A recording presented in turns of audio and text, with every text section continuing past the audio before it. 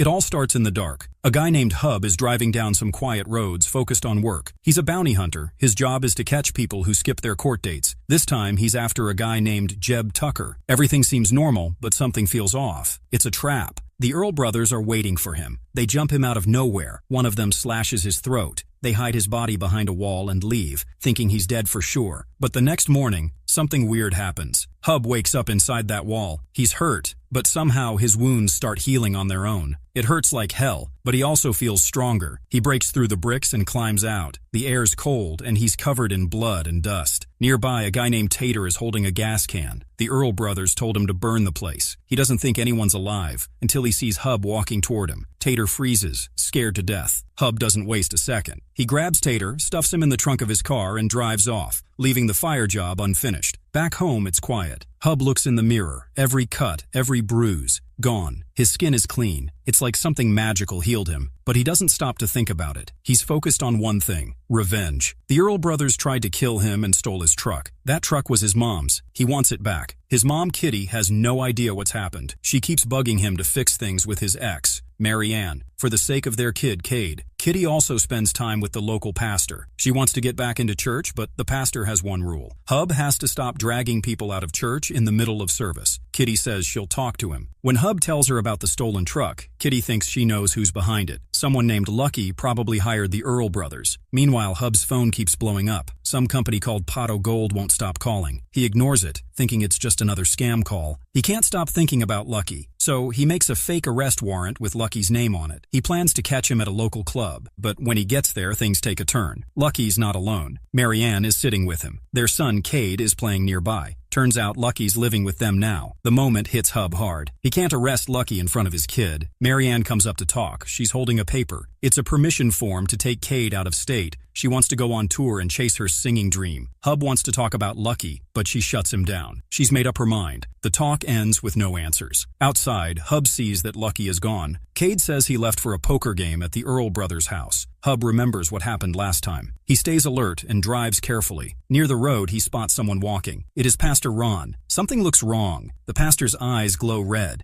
and his face shows no emotion. Hub watches him for a moment, but drives on. At the Earl brothers' house, Hub sneaks in. He catches the three brothers off guard and takes them down one by one. They are shocked to see him alive. Hub offers them a deal. He says he will let them live if they send a message to Lucky and set him up. They agree and send the text, but the one who arrives is not Lucky. Pastor Ron walks in. His eyes burn with red light, and his body moves like something else controls it. Without warning, he kills all three brothers. Hub barely escapes. His car stays behind, but his life is more important. Back at home, someone waits at the door. A woman says she is from Pot O' Gold. She looks calm but serious. She tells Hub they need to talk. Her words are strange. She says she knows about his death and the fact that he came back to life. Kitty listens from the kitchen. Her face changes. She calls the words sinful, but something makes her stay quiet. She wants to hear more. The woman explains everything. Hub did not survive by luck. His return came with a price. She says his new job is to hunt demons. His second chance is not free, and he now has to work for the devil. Flashback shows the night before. Pastor Ron is standing inside the church, fixing his clothes and brushing his hair. Everything seems calm. Then, the lights suddenly go out.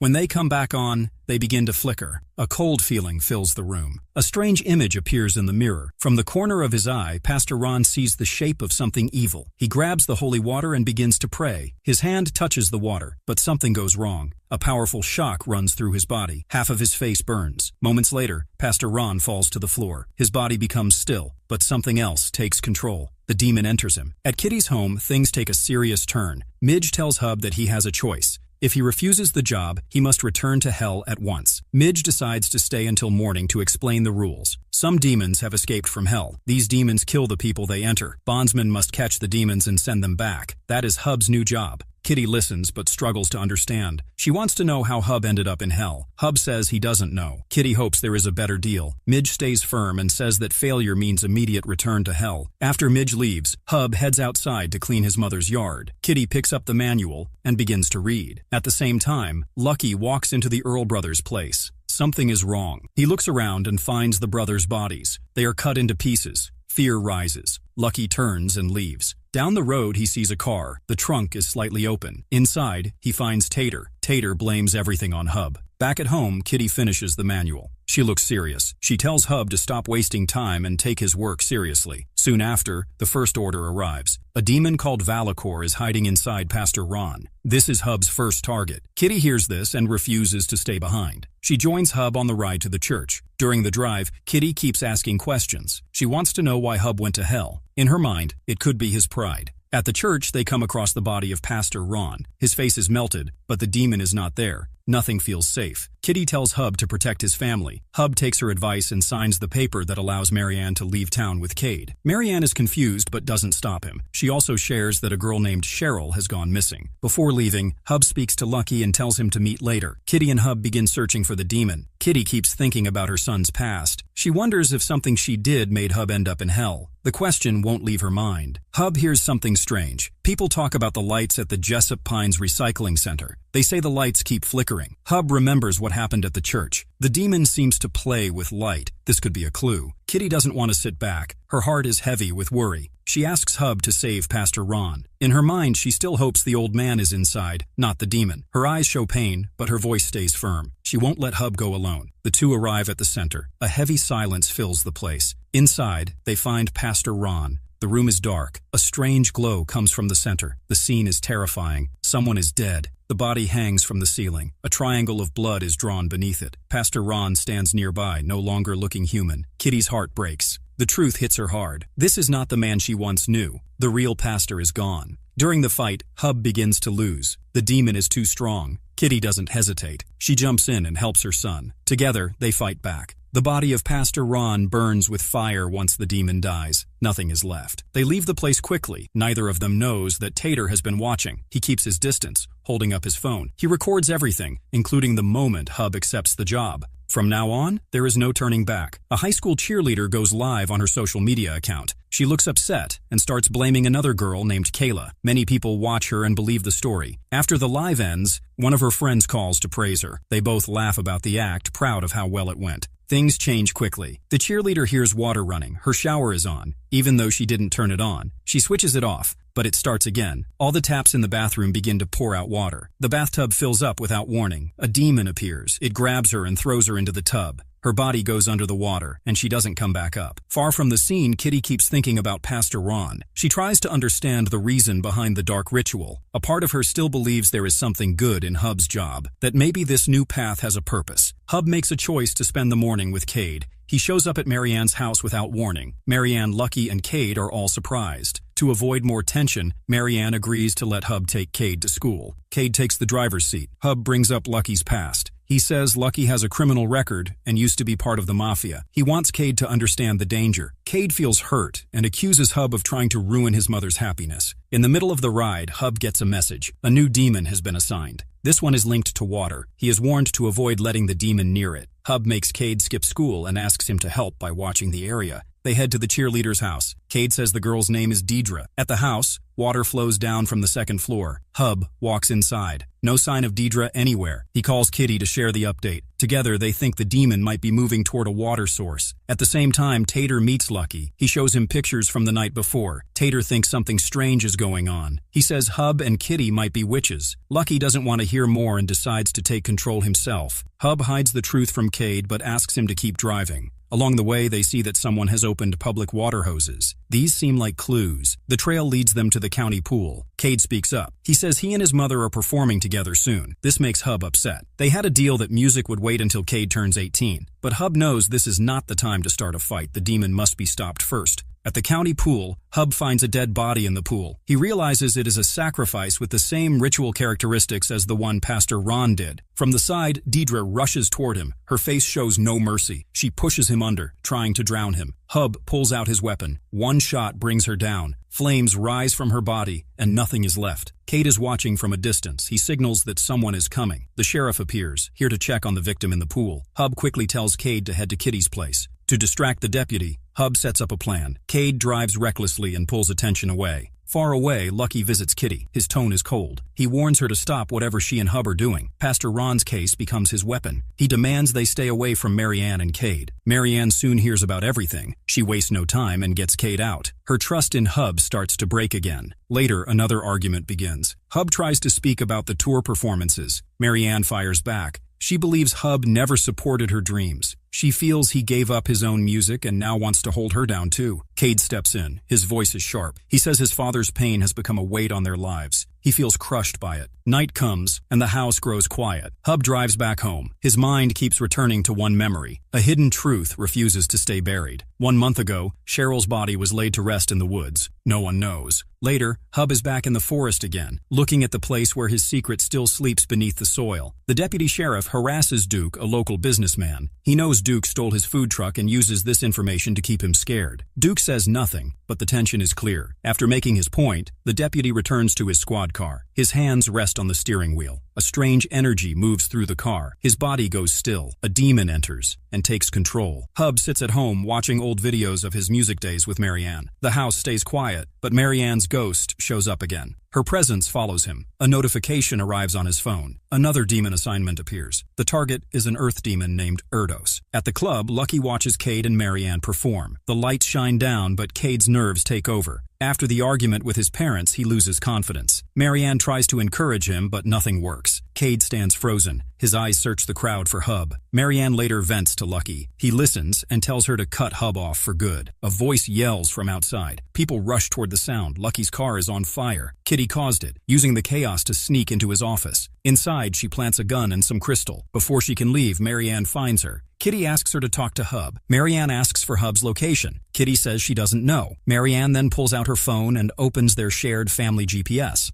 Hub traces the deputy's cruiser near Duke's food truck. Duke says the man walked off a while ago. Hub updates Kitty but refuses to share where he is. A source at the station helps him track the signal. It leads him to a nearby store. Inside the store, Hub finds the deputy. His behavior seems off. Before Hub can do anything, Marianne arrives. She demands that he talk to Cade and show that he believes in him. Hub tries to get her to leave, but she stumbles upon a dead body and screams. Hub pulls her away. Mud on the floor leads them deeper inside. Marianne sees the deputy and thinks he's there to help. The illusion ends when he turns violent. Marianne joins the fight. Together, she and Hub manage to kill the demon. The deputy's body bursts into flames. Fire spreads through the store. Back at home, Marianne cleans up. Hub calls Midge. She sounds surprised that he found her address, but she offers no information about the demon sacrifices. She tells him never to call again. Marianne listens to Hub explain everything. After what she just saw, she believes him. She understands that Lucky is responsible for Hub's death. The decision comes quickly. She agrees to leave town with Cade and maybe return later. Kitty calls Marianne. They rush to Lucky's office. Police officers are already there, arresting Lucky for dealing crystal meth. They also find the gun that Kitty planted. If Lucky talks about Pastor Ron, the case will turn on him too. Kitty was smart enough to place everything in his office. Marianne confronts Lucky. She ends things and tells him to stop targeting Hub because he isn't a normal man. After that, Marianne and Cade start packing. Cade feels lighter when Hub tells him he's good enough to be a singer. The words settle the storm. Later, the sheriff asks Hub why he was looking for Deputy Briggs an hour before the fire. Hub gives a filmy excuse, and it seems like the sheriff believes him. A couple drives to the lake to celebrate their engagement. A big truck arrives after them. The man, Malik, tries to ask for some privacy. The other man does not listen and hits him. A fight starts between them. The woman, Zoe, begs them to stop. Suddenly, something strange happens. A demon appears inside their small car. It kills both men very fast. The demon then enters their bodies and takes control of them. In town, Lucky gets out of jail after posting bail. He walks back to his bar and tells everyone that someone set him up. He believes things will get better soon. He talks to one of his co-workers and asks to buy her green truck. Somewhere else, Hub finds something strange in a book his mom is reading. He learns that the places where people were killed form a special shape. The shape looks like a star used in magic. Only one part is missing, and that part may be next. In the past, 9 years ago, Midge started her dream job as a pastry chef. She worked hard, and people began to notice her. Then, her son got very sick. He had cancer. The insurance company refused to pay for the treatment. She sold everything she owned to help him. It was still not enough. She felt hopeless. Then, she made a deal with a dark force to save her son. In return, she became someone who finds souls for the devil. Now, in the present, Hub arrives at her house without telling her first. She does not welcome him and threatens to hurt him. She wants him to leave.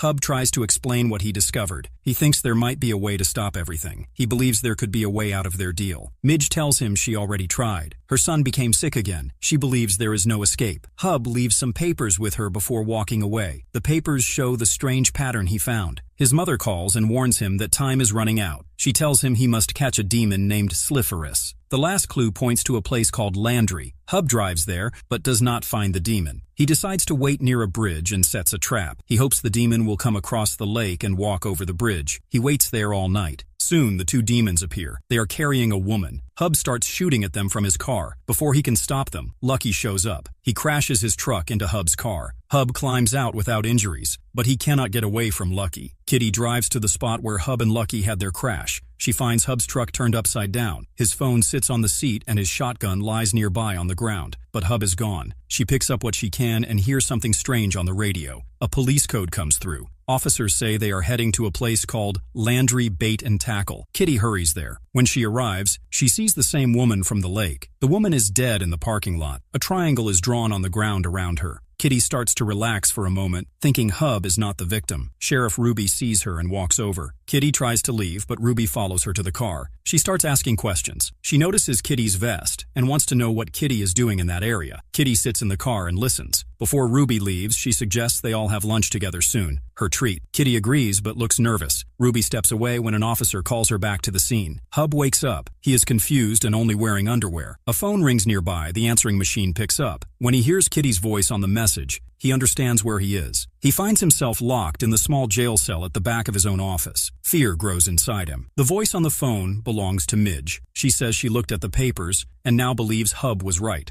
She wants him to call her back as soon as he hears the message. Then, the call ends. Lucky enters the room. He looks around and makes a rude comment about the place. Hub tries to talk to him, wants him to unlock the chains, and warns about the demons, but Lucky is not interested in helping. He starts talking about Marianne. He believes Hub kept her from having a better life. Lucky steps on Hub's hand and then hits his fingers with a hammer. He says they are going to make a video for Marianne. Even if she never comes back to him, he wants to protect her from Hub. The camera starts recording. Lucky speaks into it. He warns Marianne to watch it alone. He even gives her a moment to send Kate away. Lucky tells the truth about trying to have Hub killed. He also says Hub tried to kill him first. Then he turns around and tells Hub to explain what happened to Cheryl. Hub stays quiet. Lucky picks up the hammer again and breaks more of Hub's fingers. 1 month earlier, Hub steps into the Boxcar Bar, looking for Lucky. Tiny Earl stands at the entrance and tells him Lucky does not want to be disturbed. Lucky is busy watching the Red Sox game. Hub asks him to let Lucky know he'll be waiting. Tiny heads off to pass the message. Hub takes a seat at the bar and orders a drink. Cheryl pours it for him. She reminds him that giving away drinks is no longer part of the new rules. They talk for a short while, mostly about Lucky. Soon, Lucky comes downstairs and sits beside Hub. He wants to make peace for the sake of Marianne and Cade. He talks about how Hub has been digging into his past and showing his record to Marianne. He believes Hub is trying to make trouble for him in Boston. He says that his old life is over and no one is looking for payback. Hub does not believe it. He tells Lucky that the best thing he can do is walk away from Marianne and Cade forever. Lucky gets angry but controls himself. He counts to calm down. Hub keeps talking. He says he'll get rid of Lucky one way or another, even if it means telling his old crew that he turned on them. Then Hub punches Lucky. Tiny jumps in and grabs Hub. Lucky stands up and warns Hub that he's gone too far. He walks off and leaves his hat on the bar. Tiny pulls Hub outside and beats him. He kicks Hub in the ribs and tells him that Lucky is going to kill him. He says Hub should leave town. Later that night, Hub is parked outside the boxcar.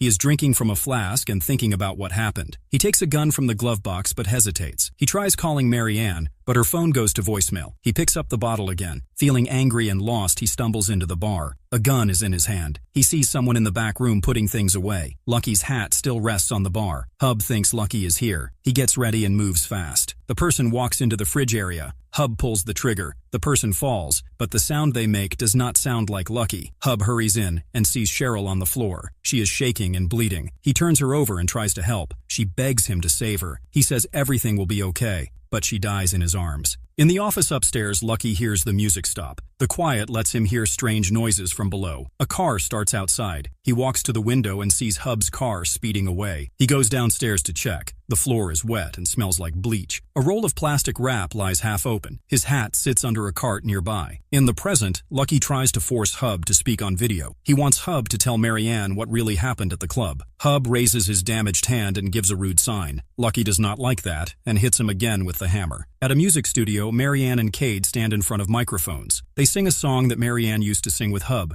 Their voices blend well. The sound technician claps and tells them to take a break. Cade feels unsure about his part. Marianne smiles and tells him she feels distracted too. She talks about the first time she came to Nashville and how nervous she felt. Her phone starts buzzing. The call comes from the Landry Sheriff's Department. She sends Cade to get a drink and answers the call. Ruby's voice plays on speaker. She tells Marianne that Lucky got out of jail last night. Then she asks if Hub is with her. Marianne says that she and Cade are in Nashville. Ruby congratulates her on Cade's music path. She brings up the hardware store. In the sheriff's office, the other officers listen quietly. Marianne pauses before saying she went to buy a fuse. Ruby asks again if Hub was with her. Marianne says no. Ruby holds up a large photo and pins it to a wall. She ends the call and tells the team that Marianne is involved. A new wiretap will be needed. The photo shows Marianne and Hub leaving the hardware store together. It comes from an outside camera. Back in the lockup, Hub stares at Lucky and dares him to finish him off. Lucky hears a sound near the door and walks off. Thinking it might be Kitty, Hub sees the hammer on the floor, left behind. At the door, a man crouches and sniffs the doorknob. Lucky sees him clearly now. It is the fisherman from the lake, but something is wrong. The demon Sliferus has taken over his body. Inside the cell, Hub forces his wounded hand through the cuff. The pain is sharp, but he keeps going. Out front, Lucky looks up. The other demon, the man who was recently engaged, hangs from the ceiling like a spider. He jumps down and attacks. Hub pulls his hand out just in time. He grabs the hammer from the floor and uses the claw to snap off the remaining cuff. Hub runs to the door and sees Lucky firing his gun at the demon fisherman. The bullets do nothing. Lucky looks confused. He crawls under a nearby truck, but the fisherman grabs his legs and pulls him out. His body slams into the wall. Hub spots a shotgun he can lift with one hand. He hurries to grab it. He aims at the demon from the ceiling, the engaged man, and fires. The shot pulls the fisherman's focus away from Lucky just in time. The engaged demon takes a headshot. Fire bursts from its body. It burns fast and disappears. Hub turns to the fisherman and uses his final bullet. The demon falls, but it is not dead. Lucky jumps in the green truck he bought from Trish. He drives away fast, praying out loud with shaking hands. Hub picks up a chainsaw. It roars to life. He pushes it into the fisherman's face. The demon explodes into flames and vanishes. Looking around, Hub grabs a fire extinguisher. He does not want the fire to destroy the building. This place matters to him. He puts out the flames. Now the room holds 2 burned bodies. One still has the chainsaw stuck in its skull. Hub shuts the garage door. With one hand, he strikes a match and lights a cigarette. He takes a breath and calls Kitty. Her voice is full of relief. He tells her he is okay. His eyes stay fixed on Cheryl's grave outside the window. Hub stands shirtless, blood covering his skin. Kitty stands a few feet behind him in a faded denim shirt. She helps him back home and wraps his hand in clean bandages. He says he may finally understand why he ended up in hell. He is about to explain when a car horn sounds. Marianne and Cade arrive. Hub doesn't want them to see him like this. Cade says Marianne told him everything about the demons. Hub says the demons are not real and tells them to leave. Marianne speaks with honesty. She says Ruby called her. Hub says that's more reason to stay away. Cade stands firm. He says he is not a kid anymore and will not be pushed aside. Hub gives in and walks outside to them. Their faces show shock when they see how he looks. He leads them inside to the bondsman office. Cade looks like he might throw up, but says he will stay with Hub. Hub turns to Marianne, hoping she will change her mind. She says Cade has made his choice. Kitty tells Hub they could use the extra help. He looks tired and frustrated. Marianne and Kitty begin cleaning the place.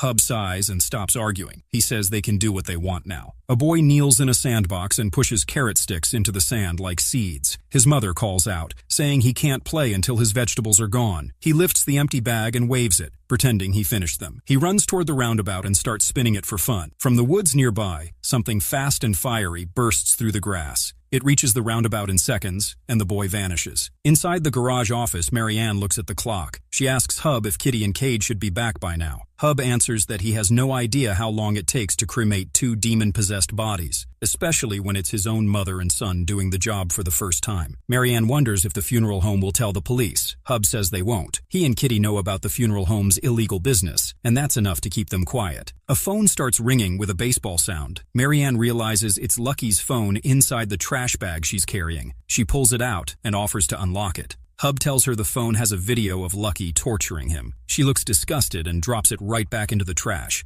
Hub makes a smug comment, but Marianne doesn't appreciate it. A car horn honks outside. Kitty and Cade are back. Marianne goes out to greet them. Hub pulls the phone from the trash and smashes it with a hammer. Cade enters the room holding fried chicken. Kitty says the job is done. The bodies are gone. Marianne takes Cade aside to clean a cut he got from the cremation chamber. Kitty sits down beside Hub. She says she doesn't want to hear his reason for going to hell anymore. Now that the family is together again, she wants to enjoy it. Hub says he is trying to fix things. The fax machine makes a noise. A new paper comes out. The next demon target is listed. It is a Pyrolus, a demon that controls fire. Hub finds the last sacrifice location on the map. It is inside a new housing area. Marianne says they need to get all the people out. Kitty says she doesn't care. The houses are ugly and can burn. She seems pleased with that idea. Marianne and Cade sit quietly, thinking about what will happen to Hub when this is all over. Kitty claps her hands and tells everyone to gather for a prayer circle. Another car horn sounds outside. Midge has arrived. She explains that if the last sacrifice succeeds, it will free one of the shackled seven. These are old angels who turned against heaven long ago. Midge seems shocked that Hub's whole family is working with him. Still, they start planning how to clear the housing development. Kitty looks at Midge with a daring smile and tells her to help too. Inside a quiet church, Lucky sits alone and talks to God. He speaks about his past mistakes and his hope to change. In the pew behind him, Tater listens and reminds Lucky that he was the one who first came up with the witch idea. Lucky keeps thinking. He decides that maybe his angry nature is not a curse but a gift. Maybe it was given to help him fight Hub like a holy warrior. He asks for a sign from above. Just then, Tater's phone buzzes. It's a call from the police. Tater panics and says he didn't snitch. Lucky looks at the phone, then up at the altar. He wonders if this is some kind of joke from God. In the housing development, everyone wears safety vests and hard hats. The Hallorans and Midge go door to door. They tell families to leave and quietly check if anyone is hiding something dark inside. One house belongs to a strange man who is ready to shoot. No one wants to help him. Midge says they can't leave him behind because the demon might use him as the final sacrifice. Hub sneaks into the house. He uses a taser on the man and drags him out through the front door. Midge enters the house to double check. She comes across a little boy, the same one from the playground. Something feels off. She pulls out her small mirror and sees the truth. The boy is no boy. The demon hides inside him. Cracks shaped like a triangle appear in the ground around the house. Hub shouts from outside, telling her to get out. She raises her gun. Her hands shake. She can't pull the trigger. The ground breaks open and swallows the whole house. Midge falls into the triangle-shaped hole. The sacrifice is complete. Back at Kitty's place, the family sits in silence. They all know what just happened. Midge is gone. They gather in a quiet hug. It doesn't fix anything, but it brings a small bit of peace. Hub tells them that even if things didn't end well, getting a chance to come back and be with his family again meant something. It was one good thing in a very dark time. They step back from each other. Everyone is lost in their own thoughts. Hub sees a guitar near his chair. He picks it up and starts strumming gently. Marianne grabs her guitar and joins in. She begins singing a song that brings warmth and memory. Cade finds his mandolin. Kitty picks up her autoharp. They play together. Their voices blend softly. The song speaks of a better place waiting above, a place where the broken pieces of life come together again. Later, Hub is having a drink when Marianne walks in and mentions how good he sounded earlier, especially with only half a hand. He says they've always made a good team. She kisses him, sits on his bed, and welcomes him to join her. At the sheriff's office, Lucky meets with Ruby. He makes her promise not to go after Marianne. He gives her a folder with photos from the recycling plant and says he isn't a snitch. Ruby flips through the pictures and smiles. She tells an officer to call the district attorney. At the bond shop, Hub lies in bed, one arm wrapped around Marianne as she sleeps. The office phone begins to ring. A fax comes through. Hub gets up slowly and checks the message. It's a target from Potto Gold. The name is Lilith. He starts up the computer and types in her name and the new coordinates. The location shows up, and his eyes go wide. It's the same place as the Halloran bond shop. He runs outside. Cheryl's grave is open and empty. He falls to his knees, crushed. Flashback to the night before, a hand rises out of the soil in the woods behind Kitty's house. Cheryl, now possessed, moves faster than anything human. She stares through a window, watching Hub and Marianne together. A truck horn echoes through the trees. She opens a pair of wings and flies onto the top of the semi-truck. Back to the present. Hub wakes up on the ground near the grave. Marianne finds him and calls his name. He answers. She brings him a coffee. One look at him tells her something is wrong. He says he only wanted to keep her and Cade safe from Lucky. She sees the empty grave. Hub says he was drunk and thought Cheryl was lucky because she wore his hat. He buried her there, not knowing she was already possessed. Marianne stares at the grave in shock. Both coffee cups slip from her hands and spill. Back at the house, Cade doesn't believe any of it. Marianne and Kitty do. Their faces show pain and disgust. Marianne and Cade get into their car and leave without another word. Kitty closes her door in Hub's face. Hub goes to the backyard and decides to deal with the old tree stump again. The machine breaks down, so he grabs an axe. Something moves in the woods. He yells into the trees, daring whatever is out there to come get him. A loud van horn cuts through the moment. A VW van pulls up and stops. The door opens. Midge steps out. Cosmo leans from the driver's seat and shouts something to Hub about not messing this up. Midge says she's been sent back to help Hub finish the mission. This is the last chance for both of them. If they don't finish it, their loved ones may not survive what comes next. She tells him more about Lilith. Long ago, Lilith had the most beautiful voice in heaven. She was God's favorite, but other angels became jealous. They tricked her into joining the fall so she would be thrown into hell where no music exists. Now, music drives her mad. It pulls her closer like blood in the water. Lilith walks into a small-town diner. Her presence makes everyone stop what they're doing. People recognize her as Cheryl Dawson, the woman who went missing a month ago. A few reach for their phones to call the police. Lilith walks calmly to the jukebox and listens to the music with a smile. Hub sits with Midge and shares his thoughts. He wonders if Lilith wants to destroy everything as revenge against the angels who betrayed her. Midge explains that the devil has been obsessed with Lilith ever since she became his prisoner. The last time she escaped, she left a path of pain behind her. She attacked every man she met, until the monks at an abbey finally stopped her with chanting. Midge shows Hub a drawing of the abbey and warns him that Lilith can control minds. Back in the diner, the owner, a man, approaches Lilith and touches her shoulder. Right after that, all the men in the room grab their own jaws and rip them off. They fall to the floor. The women nearby do nothing to help. Instead, they fold their arms across their chests and bow to Lilith, completely under her spell. Outside the Halloran home, police cars fill the driveway. Sirens echo across the land. Kitty steps outside with her hands in the air. Lucky arrives with Sheriff Ruby and several officers. They all search the garage. Hub is not there. The place looks spotless. Hub and Marianne cleaned it up so well that it now looks normal. The officers begin to doubt Lucky's story about demons. Lucky points to the pentagram on the wall, trying to prove that something evil happened here. No one is convinced. Deep in the woods, Hub and Midge park a minivan. It seems like there's always another vehicle ready. Hub unpacks speakers and an amp system. He wants to lure Lilith to this spot using music. Midge asks what happens after she shows up. Hub pulls out a paper and shows the pentagram sketch. The same shapes appear in the drawing of the abbey where Lilith was trapped before. He wants to recreate the trap. At the sheriff's station, Cade walks beside Marianne. Her hands are cuffed. Lucky waits for them. He says he's hired a lawyer for her. Marianne tells him to keep away. She tells Cade to call Kitty for help. Lucky says Kitty has been arrested too. Cade looks at him with disbelief. He accuses Lucky of turning them in. Lucky says he did it under orders from a higher power. He dares Cade to hit him. He then asks Cade to help him get Marianne out of trouble. He wants Cade to say that Hub brainwashed them. Cade refuses. He warns Lucky that no one's going to believe him. Marianne steps into the small room used for police questioning. She sees Kitty sitting at a table. Sheriff Ruby speaks calmly and tells Marianne to call Hub. She wants him to meet her at the boxcar. Marianne and Kitty both try to explain what Hub is really doing, but Ruby doesn't want to hear it. She warns them that if they refuse, Cade could be arrested. With no choice, Marianne leaves a message for Hub. In the woods, Hub tells Midge his plan. He wants to create the pentagram trap using small twigs arranged like runes. Each set goes into a coffee can to mark the points. Midge is unsure if this will work, but she has no better idea. They set it up together. Hub talks about how dangerous Lilith's mind control is. Midge reminds him that people who have been to hell can't be controlled like that. She says the rule was in the handbook. Midge asks if Hub might hesitate to fight Lilith now that she is inside Cheryl's body. He promises that he won't, then hands her the device that activates the trap. He starts the music. The sound travels far. At the diner, Lilith hears it and takes off like lightning. Once she leaves, the spell over the women fades. They start screaming. One officer runs into the sheriff's office to tell Ruby what just happened. He says everyone saw Cheryl and she's definitely possessed. Kitty cheers. Ruby grabs her keys and hurries out. Lilith arrives at the clearing, but she stays just outside the trap. Hub steps out and aims his gun. She sees him right away and rushes at him. Her strength sends him flying onto the minivan. She lifts him up and soars into the sky. Midge presses the button. The trap works.